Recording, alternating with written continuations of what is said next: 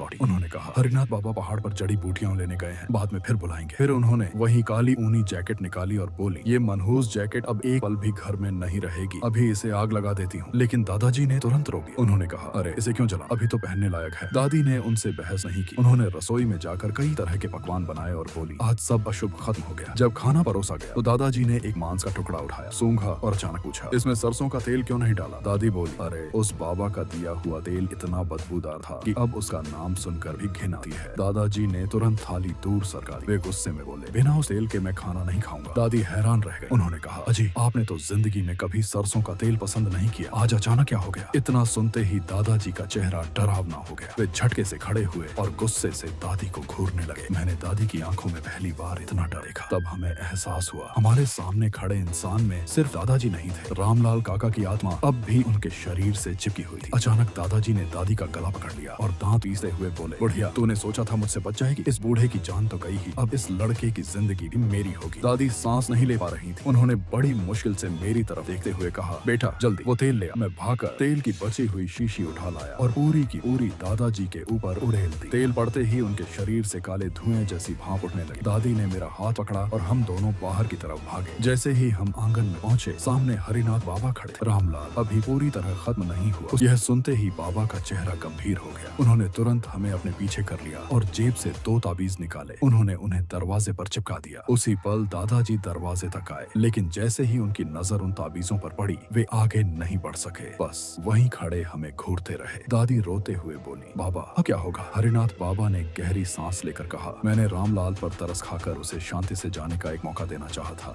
लेकिन उसने लालच नहीं छोड़ा। अब उसने तुम्हारे आदमी के शरीर पर कब्जा कर लिया है। अब मामला बहुत कठिन हो गया है। दादी हाथ जोड़कर बोली, बाबा कुछ भी कीजिए, मेरे आदमी और मेरे पोते को बचा लीजिए। बाबा बोले, मेरे पास जो 2 ताबीज थे वे उसे कुछ देर तक ही रोक सकते हैं। अगर उसे हमेशा के लिए निकालना है तो तुम्हें पड़ोस के गांव जाकर मेरे 2 शिष्यों को बुलाना होगा। अब सिर्फ वही इस काम को पूरा कर सकते हैं। हम बिना समय गंवाए पड़ोस के गांव पहुंचे और बाबा के दोनों शिष्यों को लेकर लौटे। जब तक हम वापस आए रात हो चुकी थी। दादाजी की जान बचाने की 3 दिन की अवधि में अब सिर्फ 1 दिन बचा था। दरवाजे पर पहुंचते ही मोटे शिष्य ने घर के अंदर झांका और धीरे से कहा, ये तो बहुत जिद्दी प्रेत है। लंबे शिष्य ने मुस्कुराकर पूछा, नरमी से काम करें या सीधे कठोर उपाय। मोटा शिष्य बोला, अब दया दिखाने का समय निकल चुका है। मैं उनकी बातें समझ नहीं पा रहा था। मैंने हरिनाथ बाबा से पूछा, क्या ये लोग मेरे दादाजी को मारेंगे। बाबा ने मेरे सिर पर हाथ रखकर कहा, डर मत, चोट तेरे दादाजी को नहीं, उनके भीतर छिपे रामलाल को लगेगी। इतना कहकर लंबा शिष्य सीधे दादाजी के सामने पहुंचा और बिना किसी चेतावनी के उनके गाल पर जोरदार थप्पड़ मार दिया। दादाजी कई कदम पीछे जाकर गिर पड़े। वे उठे और गुस्से से चिल्लाए, तुम लोग कौन हो। लंबा शिष्य बोला, आज तेरा खेल खत्म होने वाला है। यह कहकर उसने दादाजी को एक जोरदार लात मारी। दादी घबराकर चिल्लाई, अरे मेरे आदमी को मार डालोगे क्या। हरिनाथ बाबा ने उन्हें समझाया, चिंता मत करो, ये वार तुम्हारे आदमी पर नहीं, रामलाल की आत्मा पर पड़ रहे हैं। कुछ ही देर में दादाजी का चेहरा बदलने लगा। उनके चेहरे पर दर्द और डर साफ दिखाई देने लगा। उधर मोटा शिष्य एक अजीब मंत्र गाने लगा। जैसे जैसे उसकी आवाज तेज होती गई, लंबे शिष्य की ताकत भी बढ़ती गई। उसने दादाजी को दोनों हाथों से उठाया और जोर से जमीन पर पटक दिया। लेकिन रामलाल की आत्मा फिर भी शरीर छोड़ने को तैयार नहीं थी। वह दादाजी के मुंह से गरजते हुए बोला, मैं इस शरीर को छोड़कर कहीं नहीं जाऊंगा। लंबे शिष्य ने फिर उन्हें उठाकर जमीन पर पटका। बार बार यही होने लगा। कुछ ही देर में दादाजी के चेहरे पर काले धब्बे उभर आए। उनकी त्वचा जगह जगह से गलती हुई दिखाई देने लगी। हरिनाथ बाबा चिंतित हो गए। उन्होंने कहा, अगर रामलाल अब भी नहीं निकला तो उसके साथ तुम्हारे दादाजी की आत्मा भी नष्ट हो सकती है। इसी बीच मंत्र पढ़ता हुआ मोटा शिष्य थकर हांफने लगा। लंबे शिष्य ने झुंझलाकर कहा, जोर से मंत्र पढ़, अभी नहीं रुकेगा। मोटे शिष्य ने पूरी ताकत से अंतिम मंत्र का उच्चारण किया। उसकी आवाज पूरे घर में गूंज उठी। मंत्र पूरा होते ही लंबे शिष्य ने दादाजी को आखिरी बार पूरी शक्ति से जमीन पर पटक दिया। दादी रोते हुए चिल्लाई,